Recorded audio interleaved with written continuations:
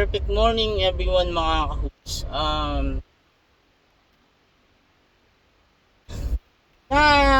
Na panood nyo ba yung news kagabi, no? This is continuation dun sa Lucky 7 uh, na house or compound in Borac, Pampanga. Nakita mo ba kung paano nag-react yung fire department personnel? Way back in May daw, nung nag-a-apply yan ng ah, fire inspection permit, hindi sila inalaw na ma-check yung premises. At ang ginawa daw ay sila yung nag-check at um, pinadala dun sa kanila sa fire department yung analysis nila, di ba? O saan ka pa? Diba only in the Philippines eh. Because Chinese lang yun. Diba? Chinese lang yun. At nasa bansa pa natin. So hindi sila pwedeng makapasok sa ano kasi trabaho yun. May mandate sila para i-check kung nag-comply ba based on the Philippine law and requirements for fire, diba? Hindi nila magawa yung task nila or yung mandate nila because pinipigilan sila owner ng Lucky 7 at May pa daw yun. So May pa daw yun tapos wala siyang permit. Naniniwala ba kayo na yung mayor ng Porac ay hindi alam na ganun ang sitwasyon? Or yung congressman ng Porac or yung governor dyan sa Pampanga hindi alam na ganun yung sitwasyon ng Lucky 7? And yet, until now, sila, operate. Actually, tama rin naman yung sinabi tama rin yung sinabi ng hindi naman kailangan na isara lahat ng houses dito sa Pilipinas. Because kung yung iba naman ay nag-comply, why not, di ba? Kasi negosyo naman yun, investment yun. Ang masama lang, matagal na nating naririnig na merong mga torture na nangyayari doon sa mga photos na yan, pag hindi At in spite of the fact na nagkaroon na ng mga registration ng SIM card, diba? Mapapansin natin na ang dami pa ring scammer na napakarami pa ring scammer na hanggang sa ngayon ay nagte-text ng kung ano-ano, no? At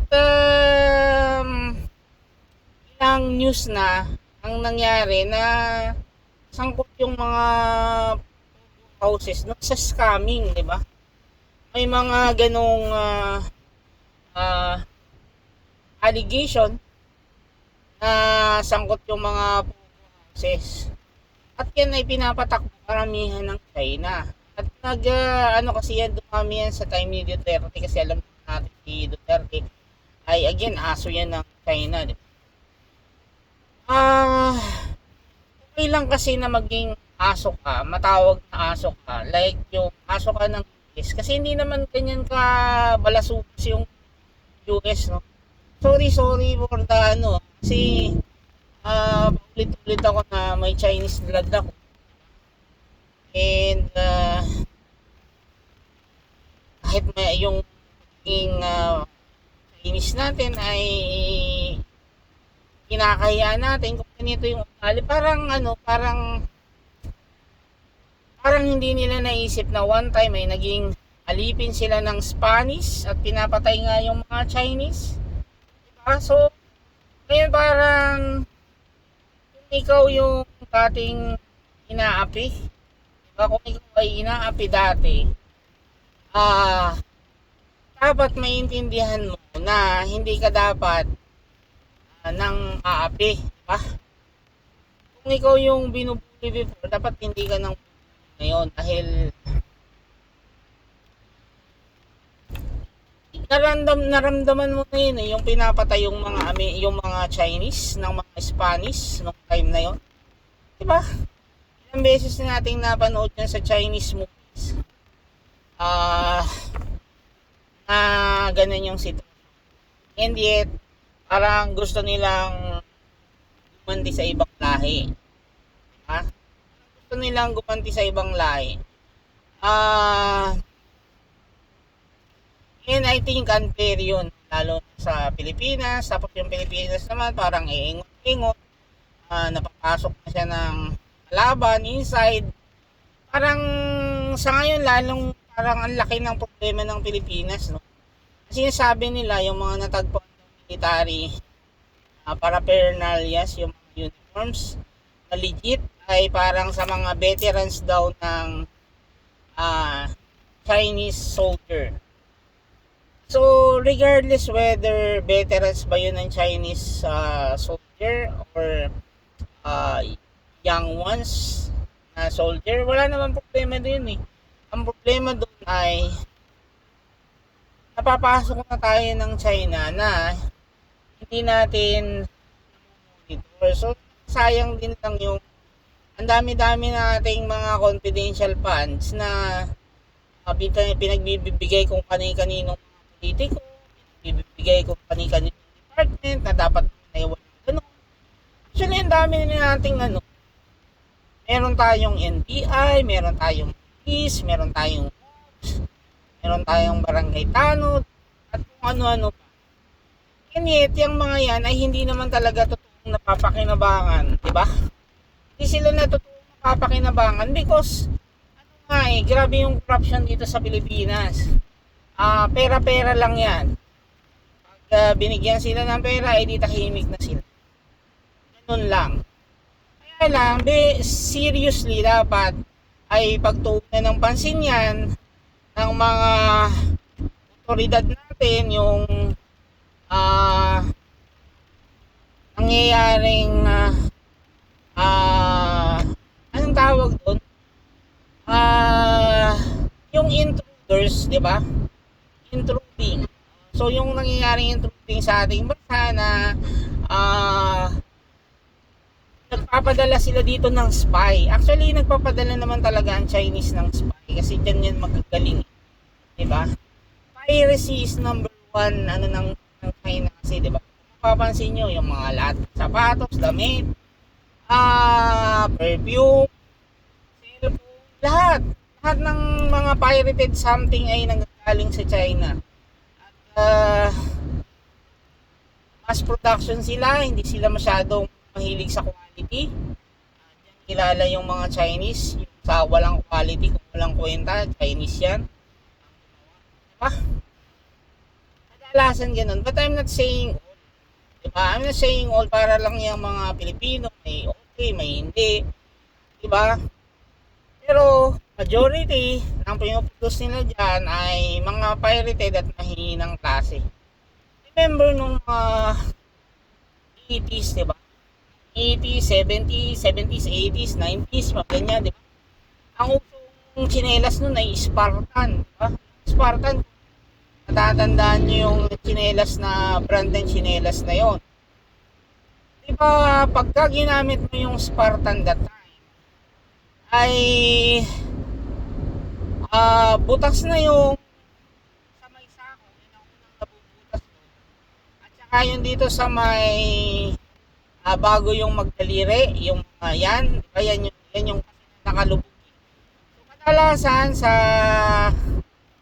paggamit natin ng tsinelas, yun yung kadalasan na nasisirang dalawang part. And yet, mapapansin nyo, yung Spartan ay kahit butas na yung unahan at saka yung likuran ay nagagamit pa. Diba? Anong tawag dun, yung nakaipit sa mga daliri mo na hawak sa tsinelas. Normally, buhay pa yon, di ba? At nagagamit pa talaga yung Spartan. So, ganun katiba yung mga tsinelas, no? Yung mga gamit, even damit, tibay. Even sapatos, kasi ang sapatos nun inaabot ng taon.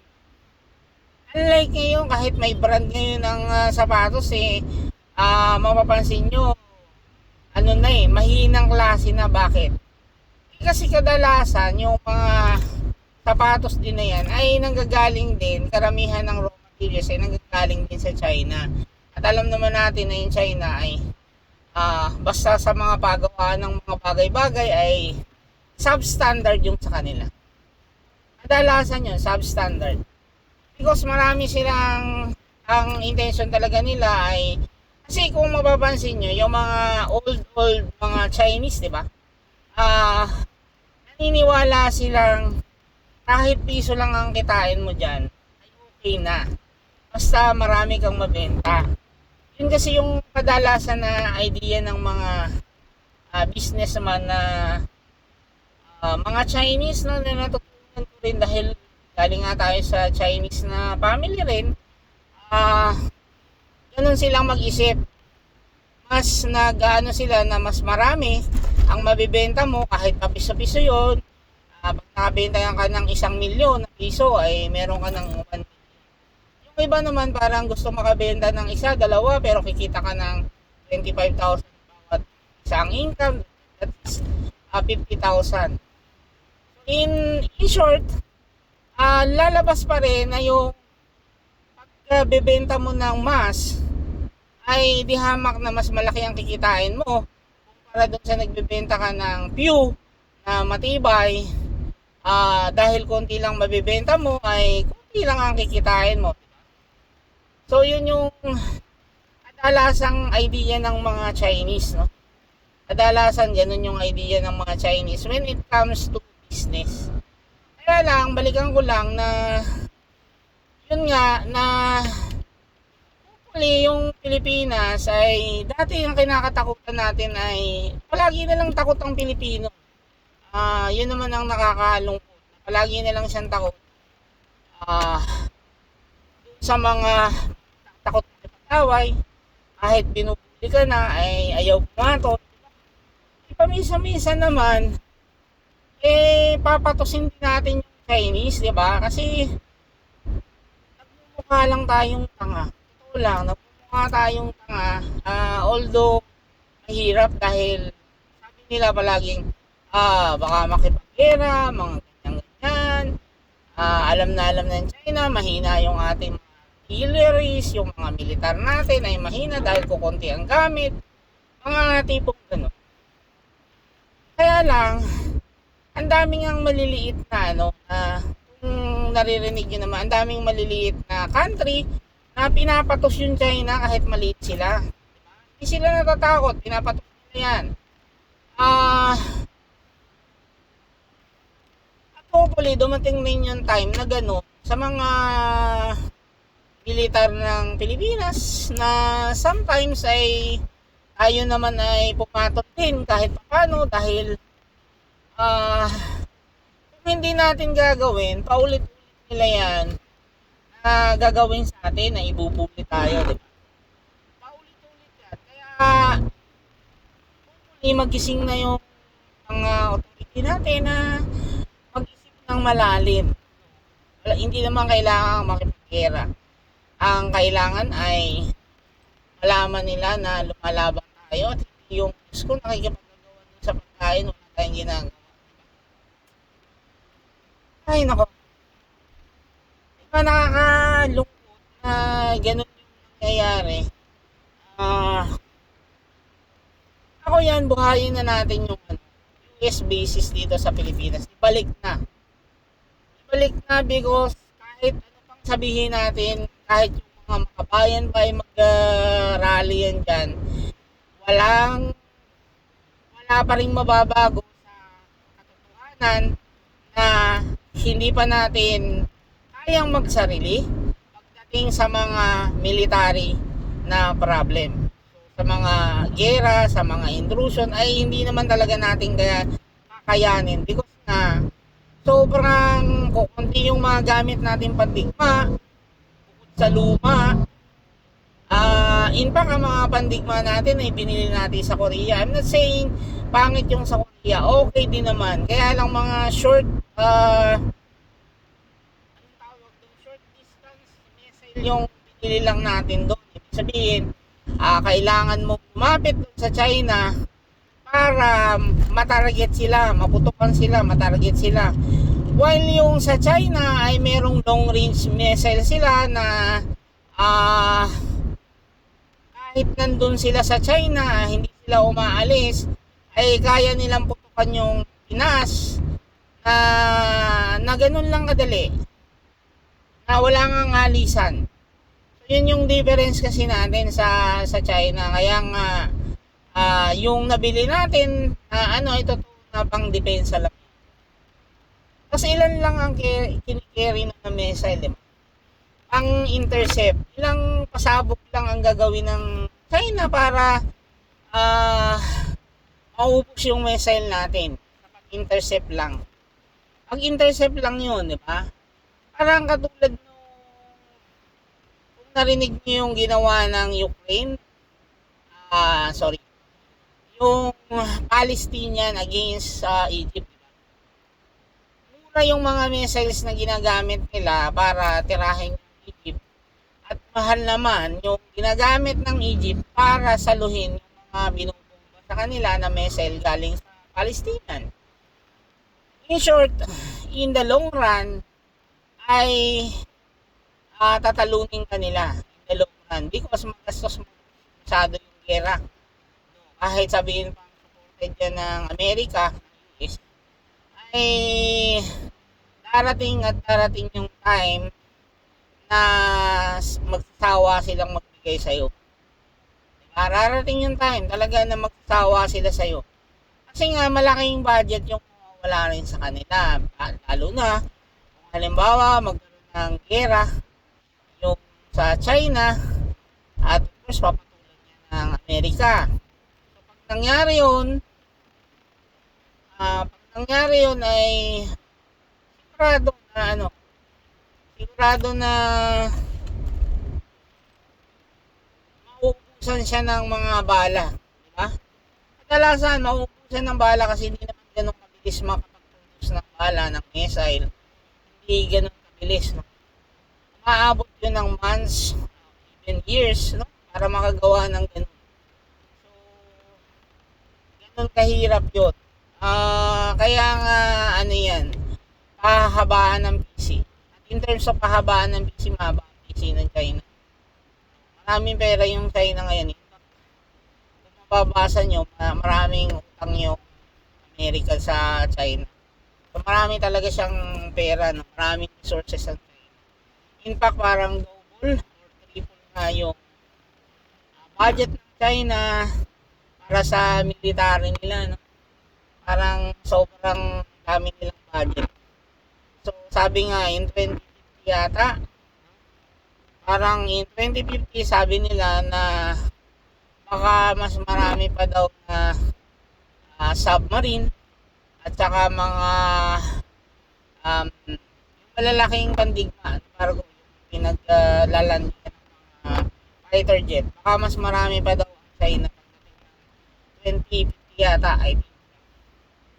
Kasi sobrang laki ng budget nilang inalat para sa military nila. Kasi talaga naman ang China naman ay talagang nag-aim to become the number one in terms of military capability, capability artilleries. So, nag-aim yan na maging number one. Because ngayon, alam naman natin na ang Amerika ay ganun. Number one ng Amerika talaga.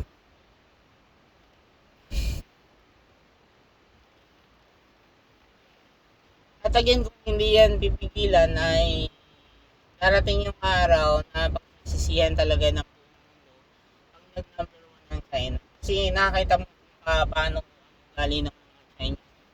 Very dominant, walang pakialam, talagang sobrang okay, diba? Sobrang okay.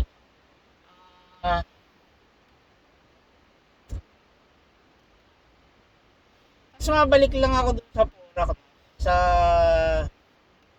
nag-ooperate yung jet, hindi siya nakakasara. parang wala bang militar doon na papasokin yun? Kasi bansa naman natin, di ba? Somebody up there, totoo yun, may nagpo-protection yan. Ibang matataas na mga tao ang nagpo-protection yan. Kasi kahit naman ng World War II, meron naman tayong mga Pilipino na naging, nakalimutan ko na yung nagsusuot ng, ano, yung nagsusuot ng, ang tawag nun sa amin ay bagako, yung native na bag, diba? Na may butas ng dalawang mata. Diba? Yung mga, I forgot yung tawag sa kanila, yung mga, sila yung nagtuturo ng mga Pilipino na revolutionary. Diba? Sa mga, uh, tumutulong doon sa mga Hapon at time, at saka sa mga Spanish na ituro kung sino yung mga Pilipino na kumakalaban sa gobyerno. Mga colonizer. Diba? So yun yung ano, yun yung trabaho nila. At I think ngayon din ganun din nangyayari, no? Kasi pera-pera ang pinag-uusapan nila, no? Ay all about money. All about money talaga sila.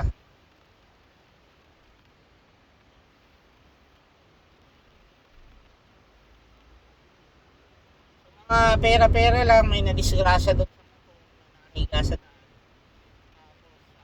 In fairness naman, pinaligiran ng motorista na naka-motor din. Tapos pinaikutan siya para protection. So nice. Actually, ganoon naman yung mga motorista, yung ganyan. Kadalasan nakikita natin na nakakatuwa lang na nagtutulungan yung mga may nadisgrasya ay sila yung mga nakamotor, di ba? Actually, may samahan din yung mga yan. Kaya lang, sila yan kasi mga hindi masyadong maingat. Akala mo buhay. Kung siya mabuhay, parang pusa. Yung akala mo hindi na mamatay. Hindi nag-iingat. Actually, ano yan, yung pagdadrive. At kadalasan ay nakakasagabal dun sa iba. Peaceful lang. Ito yung anak ko,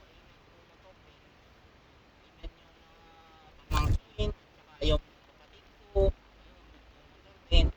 And, minsan parang balasubas din. Balasubas din talagang ito kung bakit. Ako kasi hindi, ever since hindi naman ako nagmotor kahit may motor na kami 2007 pa yata yung motor namin. I never ako nag-attempt to sumakay sa motor. Na ako ang nagdadrive ako ang nagdadrive. Normally ano lang ako.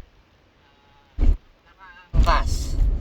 At madalas na hindi ko madalas siya na ginagawa. Because na natatakot ako sa buhay ko na one of this day mamatay ako dahil dyan sa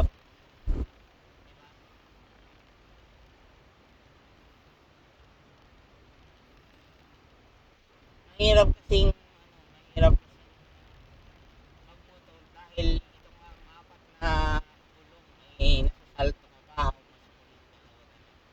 kasi yan pagka may tumawid na aso, merong lubak, merong bato na nakaharang, may biglang tao, ano pa, ay madali ka dyang madisgrasya. At ang kadalasan dyan ay ang pinaka ano ay gas-gas.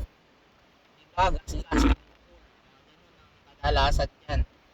Na, well, dito sa pag ano ka, nakabangga ka, nauna munang masira yung sasakyan kung ano man. Diba, bago yung physical na katawan ay subject sa ganyan, mauna yung 8:41 pa lang. So, actually maaga naman ako umalis ngayon. Parang 10 to 8 umalis na ako. Ah, that's why medyo maaga rin ako nakarating. Although medyo banayad lang naman yung traffic na hindi naman sobrang traffic.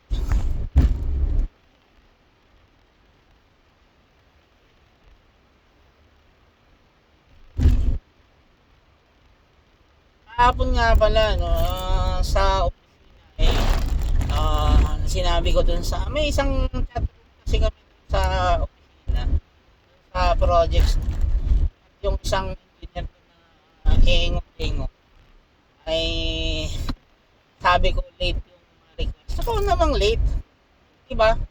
Ako naman nakakita na ang yabang sabi na 30 years ka ng kontrata, engineer ka, tapos ah request ka ng 10 engineer, ang computation mo ay 10 engineer, tapos nung patapos na, request ka ng 8, di ba?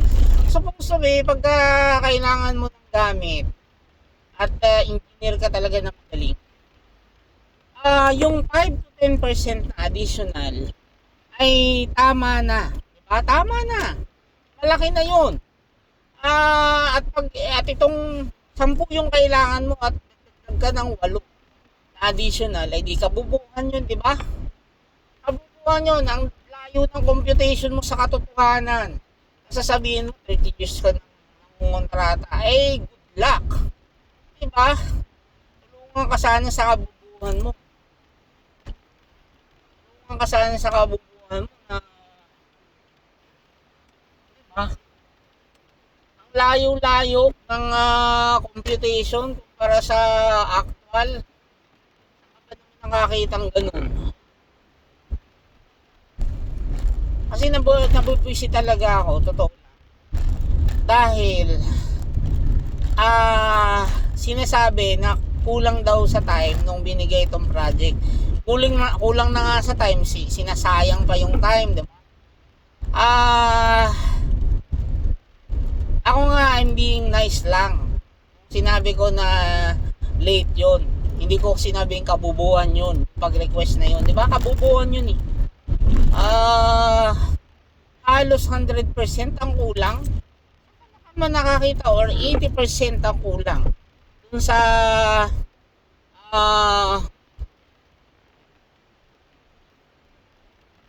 kinumpute. Nakakita ang ganun na computation na sobrang layo sa katotohanan. Nakakabuisit lang talaga.